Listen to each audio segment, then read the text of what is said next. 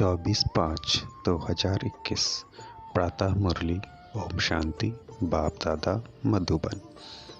मीठे बच्चे, तुम्हें रावण की मत पर बाप की ग्लानि की तो भारत कौड़ी तुल्य बना। अब उसे पहचान कर याद करो तो धनवान बन जाएंगे। आज का प्रश्न है, सीढ़ी के चित्र में कौन सा वंडरफुल राज समाया हुआ है? सीढ़ी के चित्र में कौन सा वंडरफुल राज समाया हुआ है? उत्तर है, आधा कल्प है भक्ति का डांस और आधा कल्प है ज्ञान की डांस।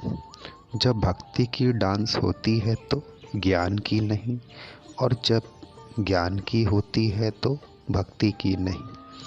आधा कल्प रावण की प्रारब्ध चलती है और आधा कल्प तुम बच्चे प्रारब्ध भोगते हो। यह गुह्य राज सीढ़ी के चित्र में समाया हुआ है। आज का गीत है ओम नमः शिवाय। मीठे मीठे सिकीलदे बच्चों प्रति माता पिता बाप दादा का याद प्यार और गुड मॉर्निंग। रूहानी बाप की रूहानी बच्चों को नमस्ते। हम रूहानी बच्चों की तरफ से भी रूहानी माता पिता बाप दादा को याद प्यार गुड मॉर्निंग और नमस्ते नमस्ते नमस्ते। धारणा के लिए मुख्य सार में पहला पॉइंट है, पुरुषार्थ कर संपूर्ण गुणवान बनना है। कर्म कोई भी हो लेकिन बाप की याद में रहकर करना है। कोई भी विकर्म नहीं करना है। दूसरी पॉइंट है, यह पुराना कपड़ा शरीर जड़जड़ी भूत है, इससे ममत्व निकाल देना है।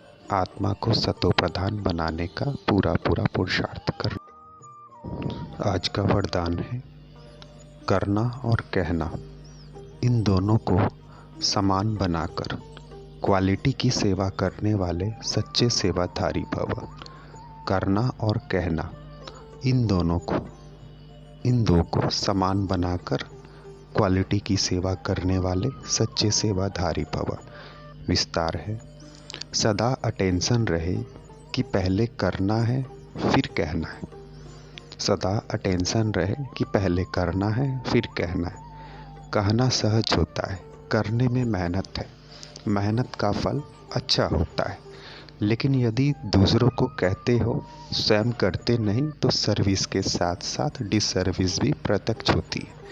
जैसे अमृत के बीच विष की एक बूंद भी पड़ने से सारा अमृत विष बन जाता है। ऐसे कितनी भी सर्विस करो लेकिन एक छोटी सी गलती सर्विस को समाप्त कर देती है।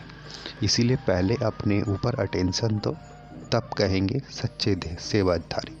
स्लोगन, अनेकता में एकता लाना, बिगड़ी को बनाना, यह सबसे बड़ी विशेषता है। अनेकता में एकता लाना, बिगड़ी को बनाना, यह सबसे बड़ी विशेषता है। मातेश्वरी जी के अनमोल महावाक्य। चढ़ती कला और गिरती कला की मुख्य जड़ क्या है? बहुत मनुष्य ये प्रश्न पूछते हैं कि जब इतना पुरुषार्थ कर जीवन मुक्ति पद को पाते हैं तो फिर वहाँ क्या कारण बनता है जो हम नीचे गिरते हैं? भल हम कहते हैं कि यह हार और जीत का खेल है। इसमें चढ़ती कला और उतरती कला होने का भी कोई कारण जरूर है, जिस कारण के आधार पर यह खेल चलता है। जैसे पुरुषार्थ से हम चढ़ रहे हैं, वैसे गिरने का भी कारण जरूर है। अब कारण भी कोई बड़ा नहीं है, जरा सी भूल है। जैसे परमात्मा कहता है मुझे याद करो तो मैं तुमको जीवन मुक्ति पद दूंगा, वैसे ही जब बॉडी कॉन्शियस हो परमात्मा को भूलते हैं तो गिरते, फिर वाम मार्ग में चले जाते, फिर 5 विकारों में फंसने से दुख उठाते। तो यह हुआ अपना दोष, ना कि रचता का दोष। जो लोग कहते हैं दुख सुख परमात्मा ही देता है, ये कहना बिल्कुल रॉन्ग है। बाबा सुख रचता है, ना कि दुख रचता। बाकी हम श्रेष्ठ कर्म से सुख उठाते और भ्रष्ट कर्म से दुख भोगते। बाकी अच्छे कर्म का फल और बुरे कर्मों का दंड परमात्मा द्वारा अवश्य मिलता है। परंतु ऐसे नहीं कहेंगे कि सुख दुख दोनों परमात्मा देते हैं, नहीं। परमात्मा तो चढ़ती कला में हमारे साथ है, बाकी गिराने वाली माया है।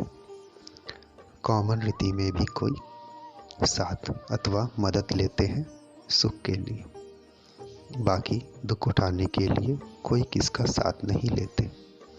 बाकी तो जैसा जैसा कर्म वैसा वैसा फल की रिजल्ट। तो इस ड्रामा के अंदर दुख सुख का खेल अपने कर्मों के ऊपर बना हुआ है, परंतु तुच्छ बुद्धि मनुष्य इस राज को नहीं जानते।